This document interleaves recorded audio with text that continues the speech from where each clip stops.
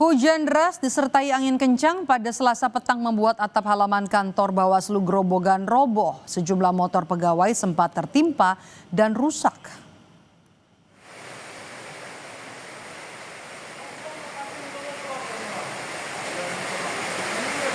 Tak kuat menahan curah hujan dan angin kencang, atap halaman kantor Bawaslu Grobogan, Jawa Tengah roboh. Sejumlah motor pegawai rusak tertimpa atap. Akibat kejadian ini, aktivitas keluar masuk kantor terganggu.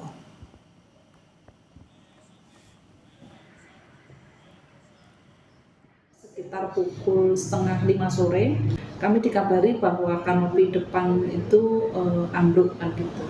Nah, tapi memang posisinya kanopi itu kami buat dengan anggaran pemeliharaan itu untuk posisi parkiran. Jadi memang ada 2 motor yang berada di bawah persis, jadi ada kerusakan di lampu motor staf kami. Sementara itu hujan deras yang melanda Kabupaten Semarang, Jawa Tengah memperparah kerusakan di SD Negeri Wonorejo 03, Kecamatan Pringapus. Atap di 4 ruang kelas ini menganga, bahkan plafonnya juga ambruk. Siswa pun terpaksa mengikuti kegiatan belajar mengajar secara bergantian karena sejumlah ruang kelas yang terbatas.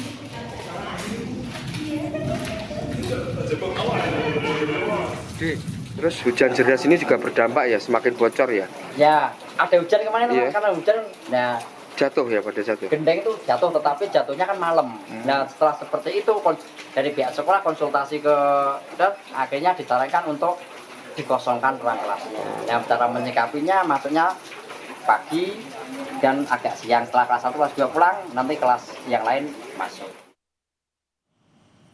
Sementara itu, BMKG Stasiun Meteorologi Ahmad Yani Semarang memprediksi secara umum awal musim hujan di Jawa Tengah terjadi pada Oktober 2025. Meski demikian, ada sejumlah wilayah yang masih dalam masa peralihan dan baru akan mengalami musim hujan pada awal November mendatang. Masyarakat perlu mewaspadai adanya potensi bencana hidrometeorologi seperti hujan es, angin puting beliung, dan juga sambaran petir.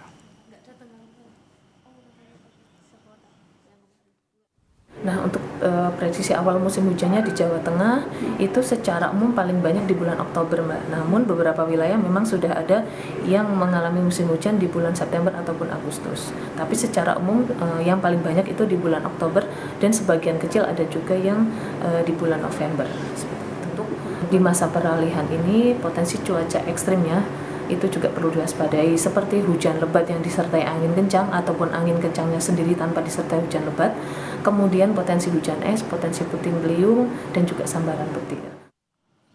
Cuaca panas yang tak kunjung mereda mulai berdampak pada kesehatan masyarakat. Dinas Kesehatan Jakarta mencatat kasus penderita infeksi saluran pernapasan akut atau ISPA kini mencapai hampir 2 juta orang.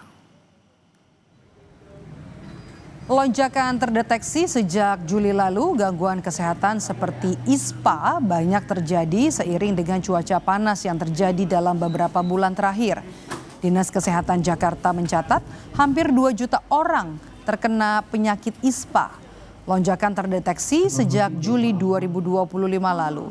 Di RSUD Taman Sari, Jakarta Barat dari Agustus hingga Oktober tercatat ada sebanyak 220 pasien yang terkena ISPA. Masyarakat pun diimbau untuk cukup mengonsumsi air putih serta mengurangi aktivitas di luar rumah, terutama kaum rentan seperti anak-anak dan lansia. BMKG memprediksi cuaca panas terjadi hingga akhir Oktober hingga awal Oktober atau awal November mendatang.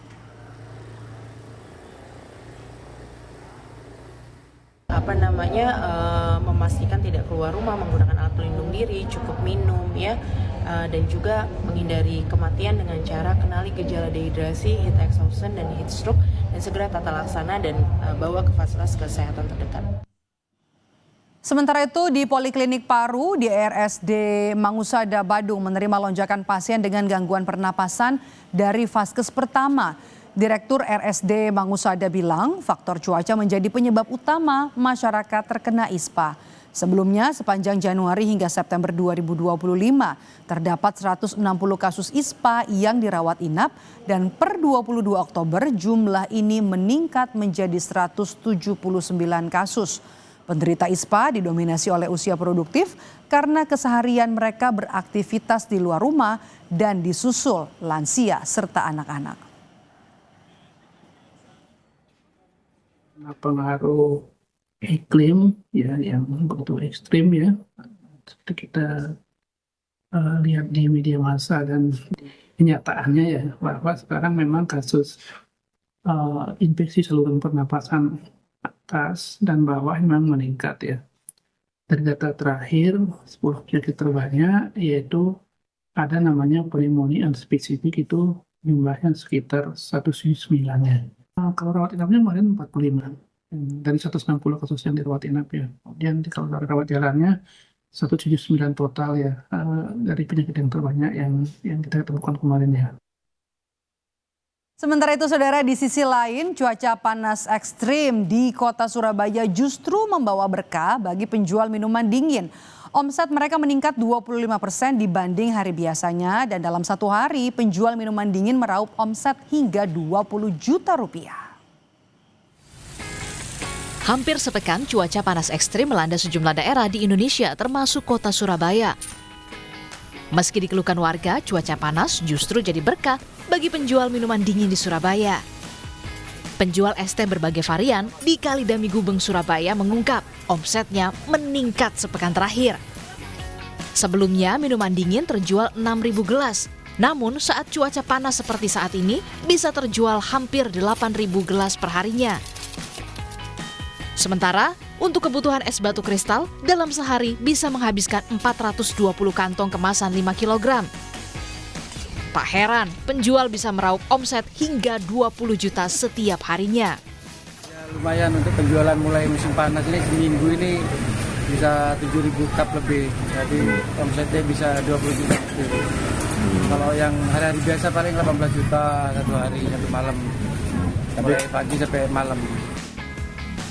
Cuaca panas ekstrim tentu membuat warga haus dan membeli minuman dingin untuk menyegarkan badan. Panas ya cuacanya ya, sehingga inginnya beli es gitu ya. Apa bikin seger apa nggak bikin haus tambahan yuk? Seger ya. Iya, seger. Panas kayak gini ya. Panas ya. Panas. Bikin gerah juga Bu ya. Terus pengaliannya dengan beli es ini Bu ya. Iya. Diketahui sepekan terakhir cuaca panas ekstrim melanda wilayah Indonesia. Di Surabaya, Jawa Timur bahkan suhunya bisa mencapai 30 hingga 31 derajat Celcius. Warga pun diimbau mengurangi kegiatan di luar ruangan, memakai tabir surya, dan tetap menjaga kesehatan. Mahendra Triginanjar, Kompas TV, Surabaya, Jawa Timur.